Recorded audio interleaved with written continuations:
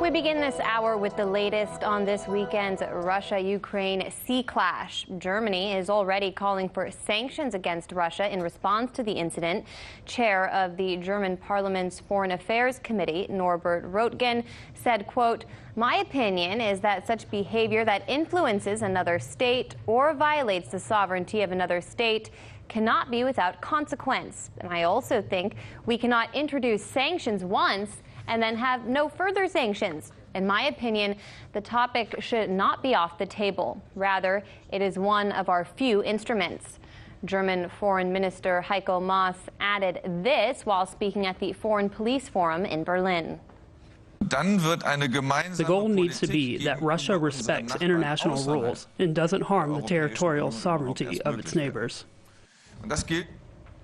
The 2003 Treaty on the Legal Status of the Sea of Azov and the Kerch Strait designates the strait as the domestic waters of both Russia and Ukraine. However, according to the FSB, the incident took place in waters north of the strait, which has been undisputed Russian territory even before the 2014 Crimea referendum. Furthermore, the strait was temporarily closed at the time of the incident, begging the question why armed Ukrainian ships were trying to cross the strait at all. RT correspondent Murad Gazdiev is in Kerch for us. The Ukrainian sailors that were detained by Russian border patrols have been charged with illegally crossing the Russian border. Their vessels, the three ships that were seized, impounded behind me, lined up, two patrol vessels and another ship. But what we know, what we learned yesterday from the Russian Federal Security Service is that aboard the naval flotilla, the Ukrainian flotilla, were two counter-espionage agents, two SBU agents. That's Ukrainian intelligence. Why they were there, we don't know, but the Ukrainian government has confirmed that the two agents were indeed on board, perhaps giving this patrol, their mission, a higher profile than an ordinary fleet maneuver, an ordinary rebasing from Odessa to the Azov Sea, as they initially said. The Russian Federal Security Service also chronologically detailed what exactly happened. They said that they detected the Ukrainian vessels approaching Russian territorial waters. They warned them that the Strait of Kerch was closed, that they couldn't pass, that they had to file notification, something that the Ukrainians had done many times before with civilian vessels, with military vessels.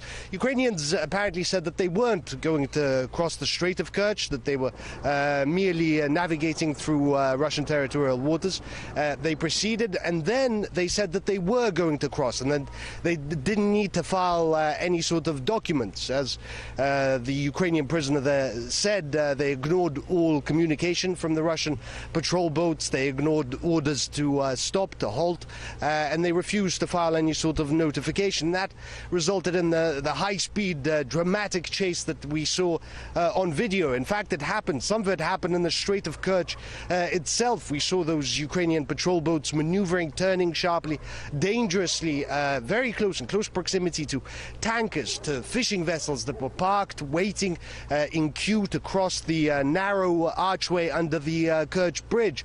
That resulted in, live weapons being deployed, being fired at the Ukrainian vessels. Thankfully, it ended without any deaths. But as of right now, the Russian Federation suspects that the orders for this mission came from the very top of the Ukrainian government. They believe that this was all planned, this provocative act, and they also said that some of this high-speed chase happened in the territorial waters of Russia on the east side of the Kerch Strait, which was Russian territorial waters before the reunion with Crimea in 2014. So a lot of reaction, a lot of development we've heard, but this is how it happened exactly.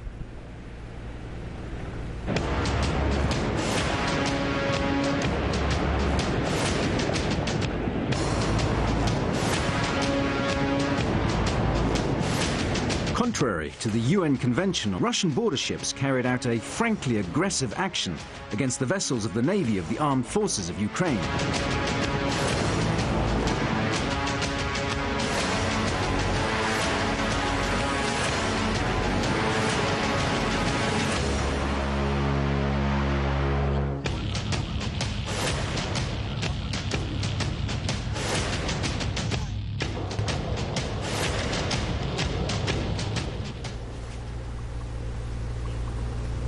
The Ukrainians, though, are adamant. They say that they did file a notification, something the Russian side says never happened, that they received no notification of intent to pass through the Strait of Kerch. Just to make clear, the Strait of Kerch isn't exclusively Russian territory, so international shipping, including Ukrainian shipping, can pass through the archway, but in the interests of security and safety, because the archway is very small and there's a lot of traffic going through, there's a queue system whereby ships are guided in and out according to their position in the queue. The Ukrainians, though, say that they did file a notification. They say this was an act of war carried out by the Russian Federation. They used it to justify establishing martial law in Ukraine, and they say that Russia should immediately release all the Ukrainian sailors and SBU agents that were detained, and that they should release the 3 vessels impounded behind me.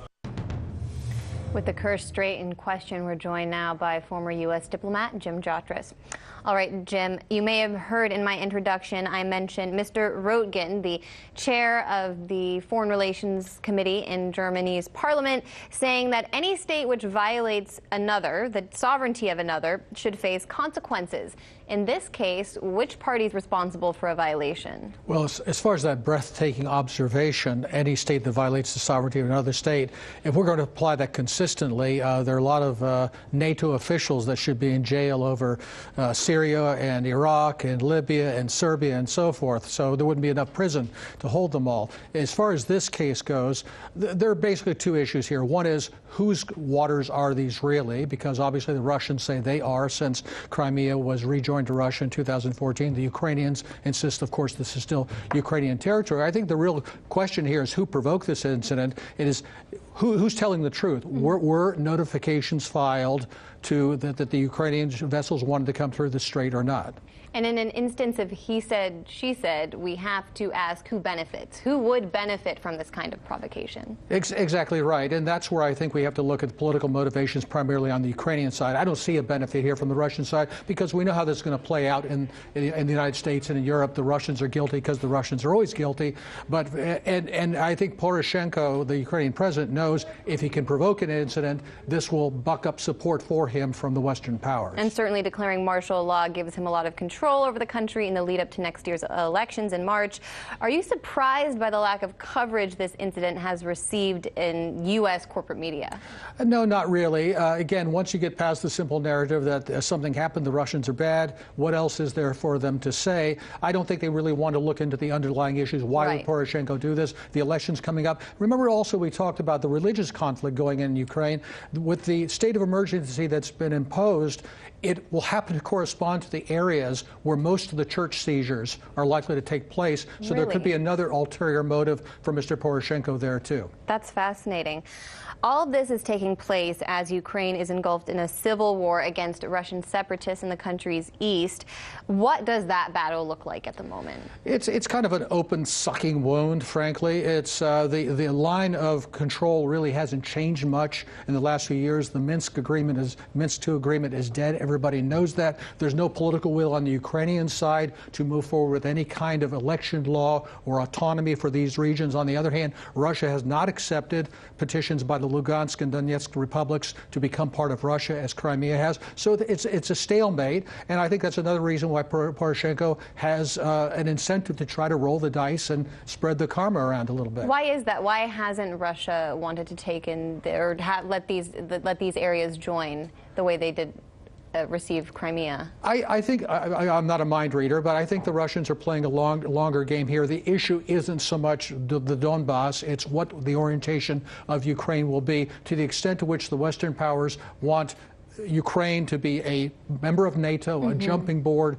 for to undermine the security of the Russian Federation. They can't allow that. So I think leaving these areas inside Ukraine is sort of like having a discussion with an opponent that you've nailed his foot to the floor. Interesting.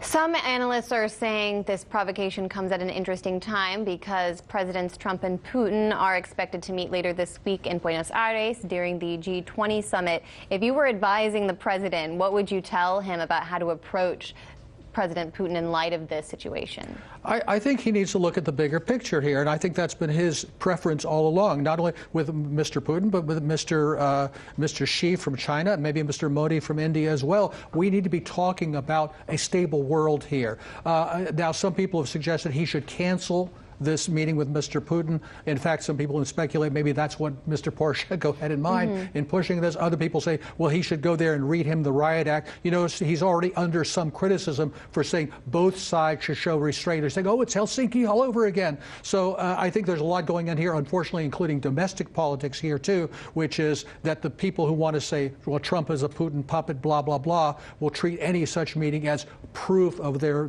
paranoid fantasy. All right, we'll leave it there for now. Former U.S. Diplomat Jim Jatras, thanks as always. Thank you. Hey YouTube, thanks for checking out our channel. We hope you enjoyed the video. We have tons of content for you just like this. For more of RT America's one-of-a-kind news and analysis, be sure to subscribe and never stop questioning more.